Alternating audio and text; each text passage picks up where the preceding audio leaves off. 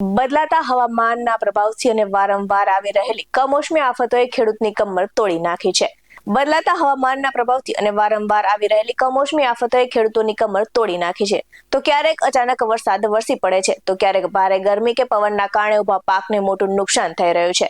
ત્યારે જૂનાગઢ જિલ્લાના મેંદરડા પંથકમાં બદલાતા વાતાવરણ અને કમોસમી આફતો વચ્ચે ખેડૂતોને ફરી રાતે પાણી રોવાનો વારો આવ્યો છે. ત્યારે કેવી હાલત થઈ છે ખેડૂતોની, જોઈએ આ અહેવાલમાં. નમસ્કાર દર્શક મિત્રો, BS9 TV ન્યૂઝમાં આપની સાથે હું છું નેહા પટેલ. જૂનાગઢ જિલ્લાના મેંદરડા તાલુકામાં બદલાતા વાતાવરણે વારંવાર આવી રહેલી કમોસમી કુદરતી આફતોએ ખેડૂતોની કમર તોડી નાખી છે.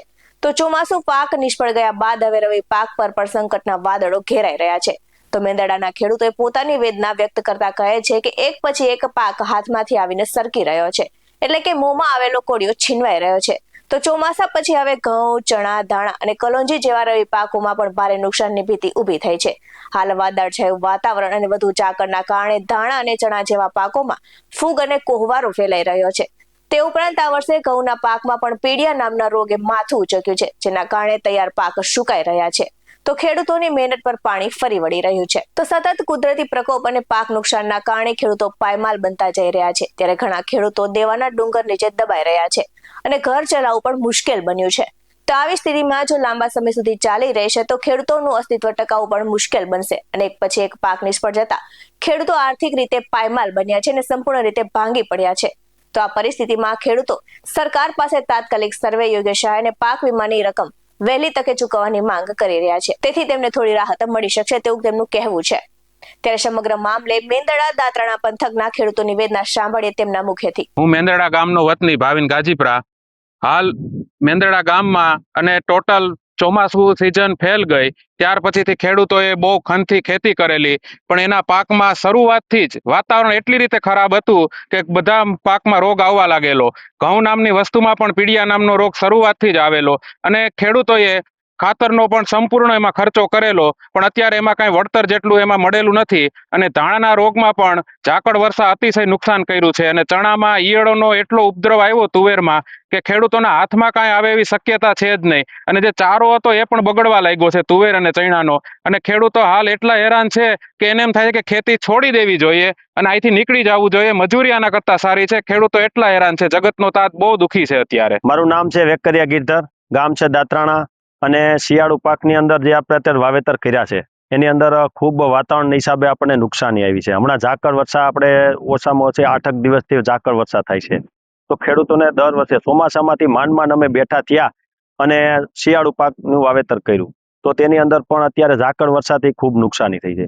હવે અમારી માંગ એવી છે કે સરકારશ્રી દ્વારા જે આપણે પાક વીમા યોજના છે તાત્કાલિક લાગુ કરવી જોઈએ, કે કેમ કે દર વર્ષે આપણે સરકાર આરે આવી માથાકૂટું કરતા હોય પણ એના હિસાબે કોઈ સરકારને પણ માર્ગદર્શન પૂરું પડતું નથી અને એને એમ લાગે કે ખેડૂતો ખોટું બોલે છે. પણ ખોટું નથી બોલતા, પણ સારી રીતે જો પાક વીમા યોજના આપવામાં આવે અને એની અંદરથી આપણે ખેડૂતોને બસાવવામાં આવે. બીજી કે વાતાવરણના જે ફેરફારની અંદર વેધર સ્ટેશન છે, તો હરેક ખેડૂતને 5-5 7 ખેતર વચ્ચે એક વેધર સ્ટેશન લગાડી અને અગાઉથી જો ખેડૂતોને જાણ કરવામાં આવે કે વાતાવરણની અંદર આવો ફેરફાર થાય તો ખેડૂતો તેની અંદર જે આ ખેતીની અંદર પાયમાલ થતા છે એ બચી જશે. એટલે વેધર સ્ટેશનની પણ ખૂબ જરૂર છે. એટલે ખેતીવાડી નિષ્ણાંતો આની અંદર ખૂબ ધ્યાન દઈ અને ખેડૂતોને જો બચાવવાની કોશિશ કરશે તો ગામડા પણ હરાભરા રહેશે, સુખી રહેશે અને સંપન્ન રહેશે. નગર ગામડામાંથી માણસો જતા રહેશે અને સિટી તરફ ખેતી કરવા કોઈ તૈયાર નથી. એટલે ખેતીને જો બચાવવી છે અને ખેતીને કાયમી માટે આ રીતે ટકાવવી છે અને યુવાનો દ્વારા જો ખેતી કરવામાં આવશે તો જ ખેતી સારી થશે. એટલે ખેતી કરવા માટે ખૂબ સરકારની આની અંદર ગામડાની અંદર અને ખેતીની અંદર ધ્યાન આપવાની જરૂર છે. મારું નામ દીપકભાઈ પોપટભાઈ ઠેબરિયા, ગામ મેંદરડા, તાલુકો મેંદરડા, જિલ્લો જુનાગઢ.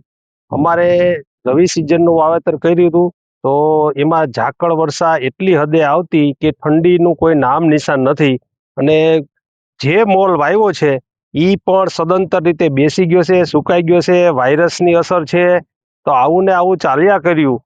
લગભગ ટોટલી પાકમાં એમાંનો કલોંજી છે, તુવેર છે, પછી ધાણા છે, ઘઉં છે, બધાને પીડિયા નામનો વાયરસ લાગી ગયો છે. એટલા માટે ખેડૂતોને જો આવી દશા રહી તો ખેડૂતો પાયમાલ થઈ જશે. જે તે સમયે જે આ માવઠાનો માર સહન કરી ચૂક્યા છીએ ત્યાં રવિ સિઝનનો માર સહન કરવાનો વારો આવ્યો છે. માગણી શું છે? અમારી માંગણી છે કે વૈજ્ઞાનિક જે ચોમાસામાં જે સરકારે સહાયરૂપ થયા હતા એ જ પ્રમાણે જો અત્યારે થોડી ઘણી સહાયનું વળતર કાંઈ ખેડૂતોને આપે તો ખેડૂતો ખર્ચામાંથી પારવાર ઉગરી શકે. મારું નામ પરસોત્તમ ઢેબરિયા. હું મેંદરડા ગામનો ખેડૂત છું.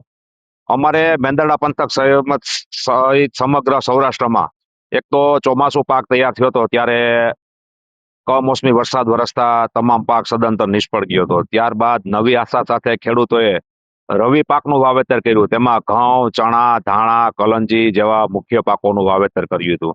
તો તેમાં પણ જેમ કુદરત રૂઠ્યો હોય એવી રીતે ઝાકળ વર્ષાઓ રોજ થતી, ઠંડી ઓછી પડતી, તેમજ માવઠા થતા, રોજ વાદળો થતા, તેનાથી ધાણા, ચણા જેવા પાકોમાં ફૂલ પલળવાથી બગડી જાય છે અને કોહવારો થાય છે અને તેમજ ફૂગ પણ આવે છે.